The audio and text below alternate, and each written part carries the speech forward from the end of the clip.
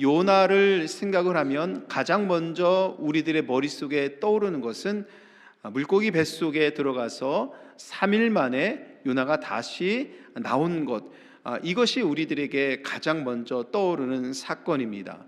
신비롭고 경이로운 사건이 요나서의 말씀 속에 담겨져 있습니다. 저는 이 사건을 생각할 때마다 하나님께서 요나에게 이러한 신비롭고 경이로운 체험을 할 수 있도록 주신 것이 얼마나 좋을까, 요나는 얼마나 복될까, 그런 생각을 참 많이 했습니다. 여러분들 중에서도 신앙생활 하시면서 신비로운 체험 또 경험들, 하나님께서 나에게 주신 그런 은혜의 고백들 많이 있을 줄 압니다만, 여러분 요나만큼 이렇게 신비롭고 경이로운 체험을 하신 분이 있을까요? 물고기 뱃속에 들어갔다가 3일 만에 태어난, 이렇게 누구에게도 믿기지 않을 만한 이런 체험을 하신 분이 이 중에 있을까요? 아마 아무도 없을 것입니다. 그런데 오늘 요나서 4장 말씀을 보면서 우리가 생각해 볼 수 있는 것은, 하나님께서 요나에게 이러한 신비한 체험을 주셨음에도 불구하고 요나는 자기에게 온 이 체험을 자랑하거나 영적인 우월감을 갖거나, 그리고 이것을 통해서 다른 사람들에게 자신을 알리거나, 이런 모습들이 전혀 3장과 4장 속에서 나오지 않습니다.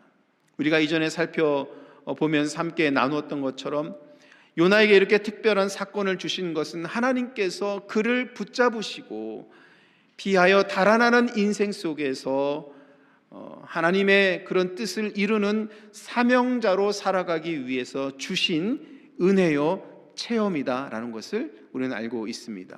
혹시 여러분들 중에서도 이러한 특별한 간증이 될 만한 체험이 있는 분들이 있다라면, 그것을 영적인 우월감을 갖거나 자랑하기보다는 하나님께서 나에게 주신 특별한 은혜요 체험이요, 이 체험과 은혜를 가지고 더욱더 주의 영광을 위해서 살라고 주신 그 목적인 것을 깨닫고 더욱더 믿음의 삶으로 정진하면서 나아갈 수 있기를 간절히 바랍니다. 여러분, 이처럼 우리 신앙생활 하면서 해가 가면 갈수록, 그리고 체험과 경험이 쌓여갈수록 우리는 하나님을 더욱더 알아갑니다. 우리 믿음의 삶에 하나님에 대한 지식이 쌓여가고 하나님에 대해서 더욱더 알아가면서 하나님이 누구이신지에 대해서 점점 알아가고 있습니다. 지난해보다도 올해 아마 여러분들 접어들면서 하나님이 누구이신지에 대해서 점점 알아가고 지식도 쌓여가고 지혜도 쌓여갈 것입니다. 요나도 마찬가지입니다.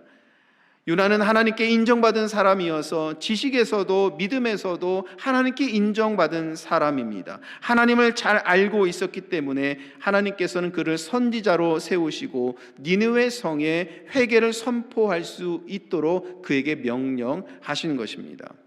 그래서 오늘 본문의 말씀, 이전의 말씀에 보면 2절 말씀 속에서 그가 하나님을 어떻게 고백하고 있는지, 하나님의 지식에, 하나님에 대한 지식을 그가 어떻게 갖고 있는지에 대해서 오늘 2절에서 말씀하고 있지요. 이 말씀은 우리들에게도 매우 익숙한 말씀입니다.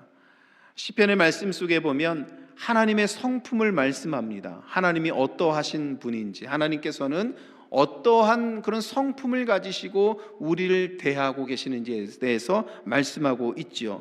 오늘 2절 말씀 속에서도 요나는 고백하고 있습니다. 하나님은 은혜로우신 분이시고 자비로운 분이시고 노하기를 더디하신 분이고 인애가 크신 분이시고 재앙을 돌이키시는 분이시고 사랑이 충만하신 분이시다. 이렇게 요나는 고백하고 있습니다. 사랑하는 성도 여러분, 이 고백이 요나의 고백인 것이 아니라 우리 모두의 고백 또한 되기를 간절히 소원합니다. 네. 요나는 선지자로서 어느 누구보다도 하나님을 잘 알고 있습니다.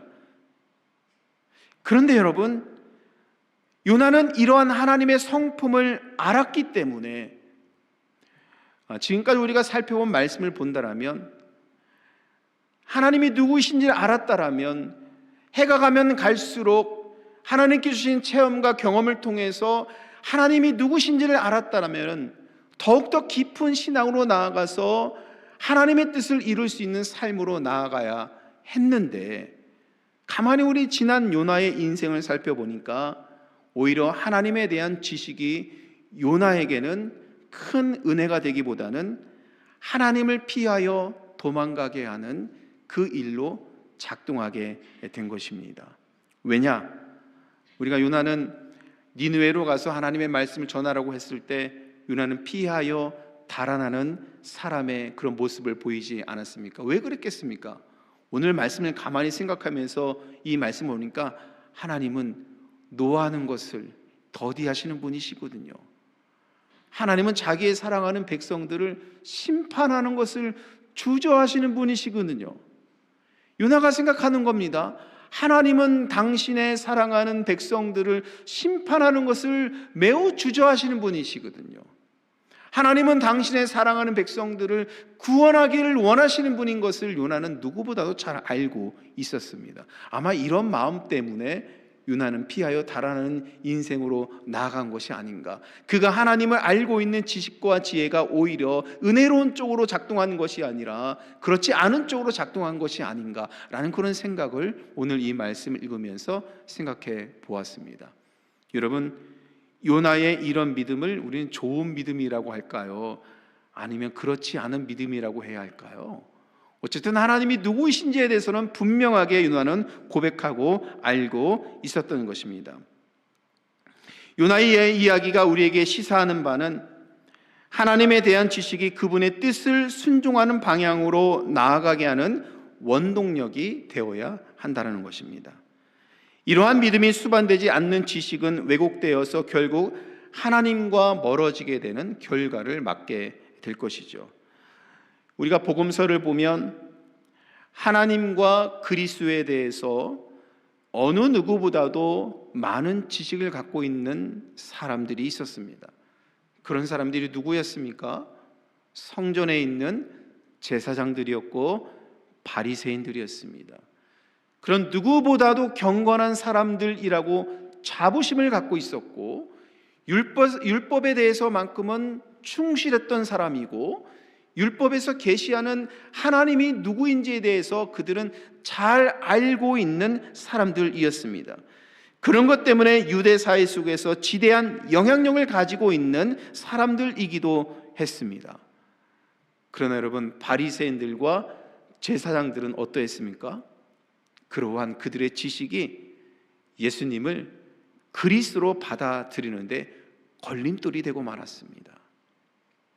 오히려 예수님을 핍박하고 십자가에 못 박게 하는 결정적인 역할을 하는 사람들이 되고 말았습니다.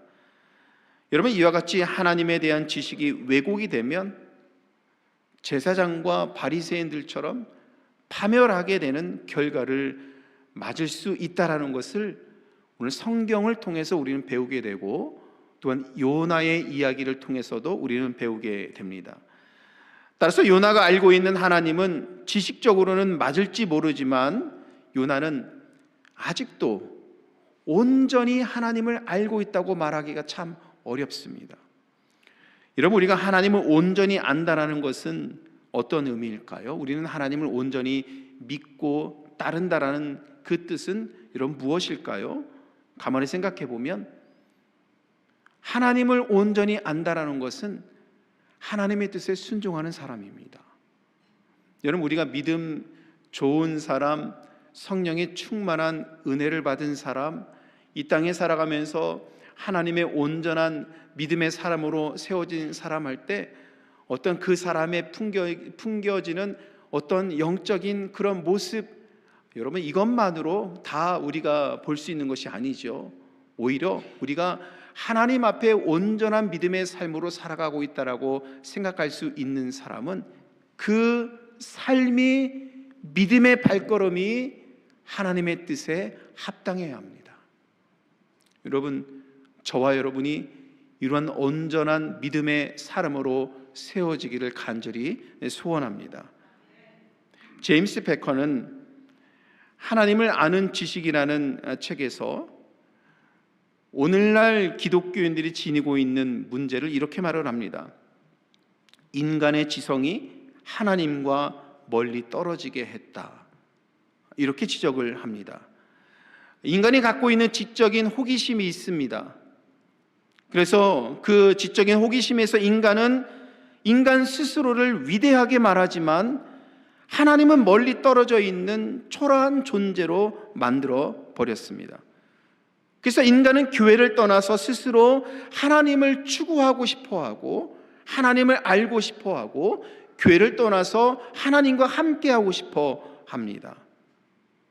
제임스 패커는 이러한 사람들의 호기심과 지적인 탐구를 만환경을 들고 있는 것으로 비유하면서 설명을 하고 있는데요. 이런 만환경을 들고 있는 사람은 이렇게 멀리 있는 것을 가까이 보잖아요. 얼마나 집중해서 바라봅니까? 그리고 얼마나 집중해서 바라보면서 그 안에 담겨져 있는 것이 무엇인가를 집중해서 바라보는 사람이지요. 그러나 제임스 패커가 말을 하는 것을, 이 지적인 것을 탐구하는 사람들은 하나님과 반대쪽으로 만환경을 돌려서 잘못된 방향으로 바라보면서 하나님을 탐구하고 있는 이 비유를 설명하고 있습니다. 여러분, 오늘 우리는 하나님을 알고 있는 나의 지식이 이 만환경을 잘못 들고 있는 반대쪽을 통해서 하나님을 알고 있는 것이 아닌지 생각해 볼 필요가 있습니다. 나의 믿음에 대한 지식이, 지혜가, 경험이, 체험이 하나님의 뜻에 온전히 순종하고 있는가? 하나님을 온전히 바라보고 있는가? 우리가 생각해 봐야 하는 것입니다. 우리가 요나서의 말씀을 통해서 계속 살펴보고 있는 것 중에서 하나님은 순종하는 믿음에서 역사하신다는 것을 배우고 알게 되었습니다. 요나가 하나님을 피하여 달아나는 인생에서는 하나님께서는 폭풍우를 보내셨지만 순종하여서 사명자로 나아갈 때는 니느웨 성의 온 백성이 회개하는 역사를 하나님께서 이루셨습니다. 여러분, 우리가 이러한 믿음으로 세워질 수 있도록 함께 기도해야 합니다.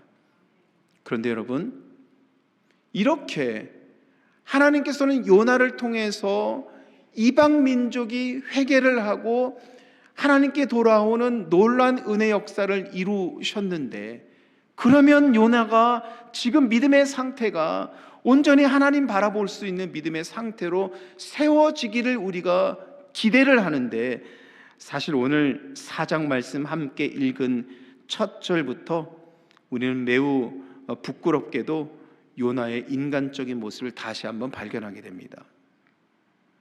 그는 하나님께 회개하는 자들을 구원하실 것이라는 것을, 하나님께서 그들을 구원하실 것을 잘 알고 있었습니다. 그런데 여러분, 머리로 아는 것하고 마음으로 이해하는 것은 이렇게 분명한 차이가 있는 법입니다. 그는 하나님을 너무 잘 알고 선지자로 부름받았고 거듭남의 경험을 한 요나가 오늘 1절 말씀을 보니까 하나님 앞에 화를 내고 있습니다. 1절에 이렇게 되어 있어요. 요나가 매우 싫어하고 성내고 있다. 여러분, 어떤 사람이 하나님 앞에 싫어한 표정을 그대로 적나라하게 드러낼 수 있고, 어떤 사람이 하나님께서 이루신 일에 대해서 화를 낼 수 있습니까? 도대체 요나의 믿음은 어디에 있는 것인지 의심이 들 정도로 1절 말씀은 요나의 인간적인 모습을 적나라하게 그대로 보여주고 있습니다. 그러면 여러분, 요나가 싫어하는 원인은 어디에서 오는 것일까요? 우리가 3장 이어지는 말씀을 통해서 볼 수 있는데, 하나님께서는 니느웨 성을 용서하십니다. 니느웨 성이 회개한 것을, 그 백성들이 이방 민족이지만 회개한 것을 받아들이시고 하나님의 마음을 돌이키셔서 그 백성들을 용서하십니다. 그런데 요나는 그 원수가 하나님의 사랑을 받는 것을 보니까 화가 납니다. 하나님께서 니느웨 성의 뜻을 돌이키시고 재앙을 내리지 아니하시니까 요나는 1절 말씀 속에서 화가 나는 겁니다. 화가 막 마음속에서 일어나는 겁니다. 그 성에 자신이 회개를 선포했음에도 불구하고 어쩔 수 없는 인간의 그 마음이 1절 말씀 속에서 그대로 드러나고 있는 거죠. 여러분, 우리는 요나를 탓할 수는 없습니다. 왜냐하면 여기에서 요나는요, 우리들을 대변하기 때문입니다. 그래서 유진 피터슨 목사님은 오늘 함께 읽은 1절에서 3절까지의 말씀을 메시지라는 이 성경 번역을 통해서 우리들의 심정, 요나의 심정을 통해서 우리들의 심정을 적나라하게 번역을 했습니다. 이 말씀을 제가 읽어드릴 테니까 한번 잘 들어보십시오. 요나는 화가 치밀어 올랐다. 그는 분을 터뜨리며 하나님께 소리를 질러댔다. 하나님, 내 이럴 줄 알았습니다. 고국에 있을 때부터 이렇게 될 줄 알았습니다. 그래서 내가 다시스로 도망치라고 했던 것입니다. 주님은 지극히 은혜로우시며 자비로운 분이라는 것을 웬만해서는 노하지 아니하시고 사랑이 차고 넘치며 벌을 내리려고 했다가 툭하면 용서해 주시는 분이라는 것을 내가 진작부터 알고 있었습니다. 그러니 하나님, 저들을 죽이지 않으실 것이면 나를 죽여주십시오. 차라리 죽는 게 낫겠습니다. 여러분, 우리가 읽은 이 성경 1절에서 3절까지의 말씀을 유진 피터슨 목사님은 아마 우리의 마음을 대변해서 그런 것인가요? 이 말씀을 그대로 적나라하게 이렇게 번역을 하면서 이 뜻이 무엇인지를 우리들에게 알려주고 있습니다. 머리에서는 아는데 하나님께서 명령하여서 순종하여서 니느웨 성에 가서 회개를 선포할 것을, 복음을 전하는 것을 그대로 순종해서 그 머리에서는 분명히 알고 있는데 마음에서 허락이 되지 않고 있는 겁니다. 입술에서는 알겠다고 하는데 얼굴에서는 그 싫은 표정이 그대로 다 드러나는 것입니다. 여러분, 이것은 무엇입니까? 하나님을 아는 것이 믿음으로 깊게 뿌리를 내리지 못한 상태인 것이죠. 아마 여기에 있는 저와 여러분 중에서도 요나와 같은 이런 마음, 연약함을 지니고 있을 수도 있습니다. 그래서 하나님께서 오늘 이 말씀을 우리들에게 들려주심으로 인하여서 우리가 하나님을 아는 지식이, 하나님께서 우리에게 주신 체험과 경험이, 하나님을 아는 지혜가 쌓여가는 것이 그냥 머리에서만 남게 하지 않게 하시고 우리의 믿음의 뿌리에 깊게 내려서 하나님의 영광을 위해서 살아갈 수 있도록 우리를 인도하십니다. 요나가 고백하듯 은혜롭고 자비하신 하나님께서는 그런데 이렇게 다시 또 갈등하고 있는 요나에게 깨달음의 사건을 또 만들어 주십니다. 저는 이 사건이 요나하면 우리가 다 떠오르는 사건, 물고기의 뱃속에 들어간 사건, 이렇게 우리가 이 사건을 생각합니다만 이제 우리가 요나하면 4장에 나와 있는 이 사건을 다 떠올렸으면 좋겠습니다. 하나님께서는 요나에게 4절에서 뭐라고 말씀하시냐면 이렇게 말씀하십니다. 4절 말씀 속에서 대체 요나야, 대체 무엇 때문에 그렇게 화를 내는 것이냐. 4절에 이렇게 말씀합니다. 우리가 읽은 성경에서는 여호와께서 이르시되 내가 성내는 것이 옳으냐 이렇게 말씀하십니다. 이것을 우리말로 표현하면 요나야, 대체 무엇 때문에 그렇게 화를 내고 있는 것이냐. 이 말씀을 듣는 요나는 자리에서 일어나 씩씩거리면서 성 동쪽에 앉아서 나뭇가지를 꺾어 임시로 햇빛 가리를 만들어서 그 밑에 앉아서 저 니느웨 성에서 도대체 무슨 일이 일어날 것인지를 보고 있습니다. 하나님께서 이 성에서 어떠한 일을 이루실 것인지를 바라보고 있습니다. 이때 하나님께서는 넓은 잎사귀를 가지고 나무 하나가 땅에서 솟아나게 하셨고 그 나무가 요나를 시원하게 덮어주십니다. 그러자 요나는 한결 마음이 좋아집니다. 화도 좀 누그러뜨려집니다. 그런데 또 하나님께서 곧 이어서 벌레 한 마리를 보내주십니다. 금세 그 벌레는 나무를 갉아서 구멍을 내고 나무는 금세 시들어 버립니다.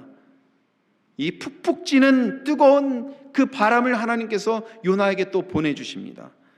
다시 요나는 짜증이 나고 정신이 혼미해질 정도로 견딜 수가 없습니다.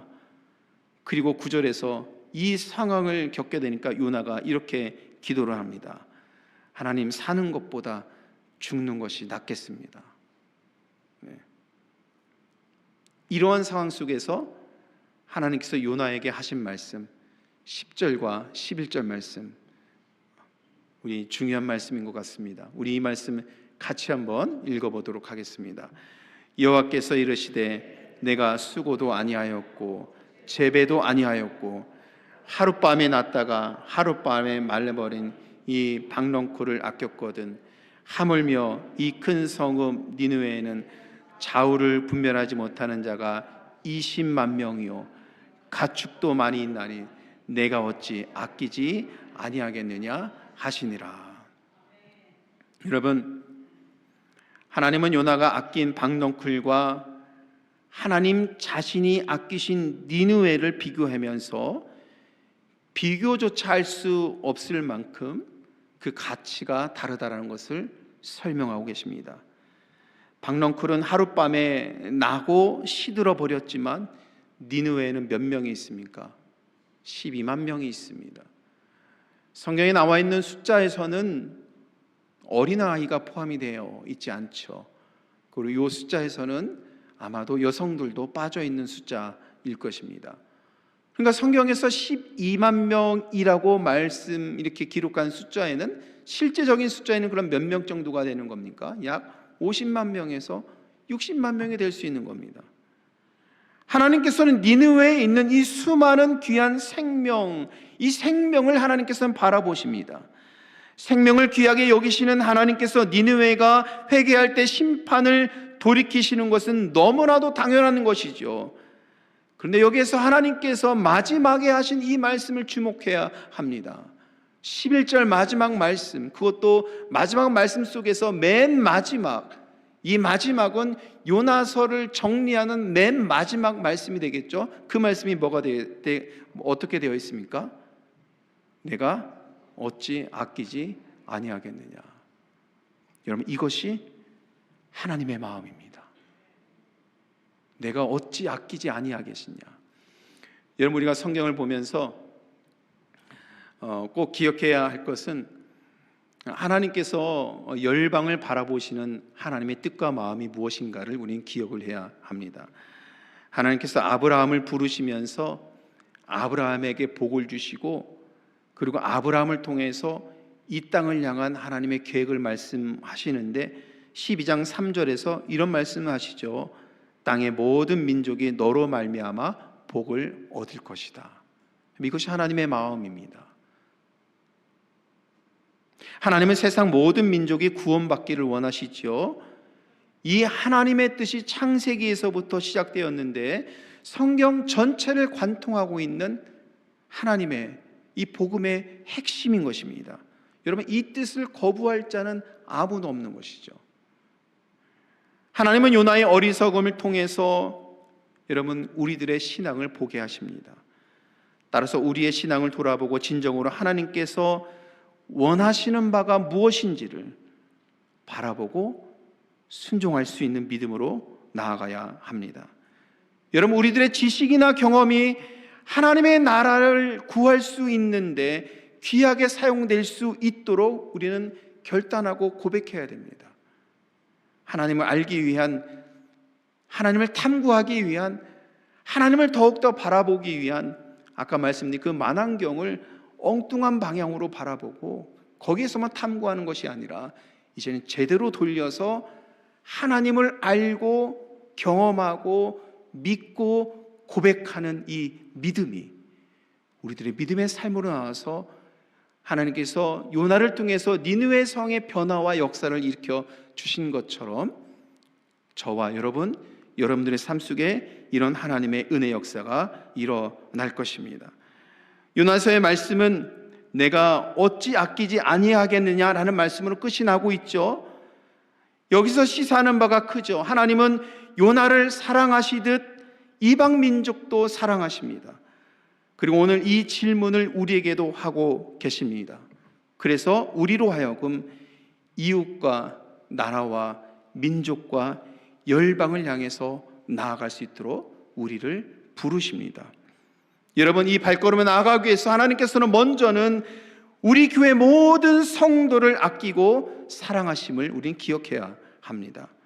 우리는 서로 사랑하면서 연약한 믿음의 성도들이, 비하여 달아나려 하는 믿음의 성도들이 하나님의 사명자로 세워질 수 있도록 우리는 해야 합니다.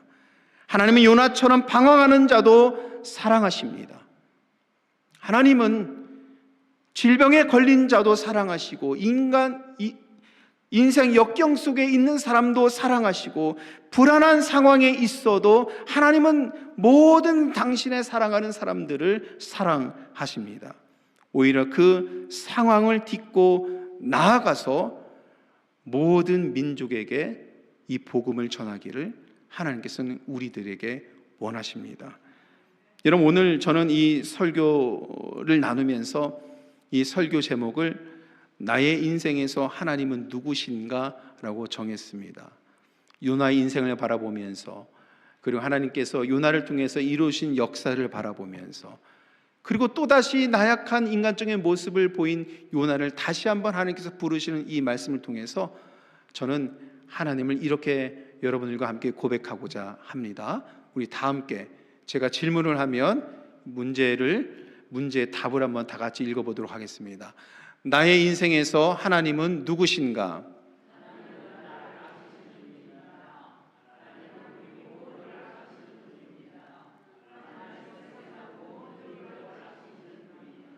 아멘. 결국 하나님께서는 요나서를 통하여서 나와 우리 모두를 사랑하시고, 또 그 사랑하심이 모든 민족을 향해서 나아가기를 원하시는 하나님의 원대하신 뜻과 사랑을 전하고 있습니다. 이번에 우리가 이 요나서를 통해서 이 하나님의 거룩하신 은혜와 사랑을 깨닫고 알아서 우리가 사명자로 세워지고, 그 사명자로 세워진 은혜를 통하여서 우리 교회를 통하여서 여러분들의 가정과 삶을 통하여서 하나님께서 이 땅에서 은혜로운 역사를 이어가실 줄 믿습니다. 이 믿음으로 결단하며 고백하며 다시금 나오는 여러분 모두에게 우리 주님으로부터 오는 은혜와 평강이 충만하시기를 간절히 축원합니다.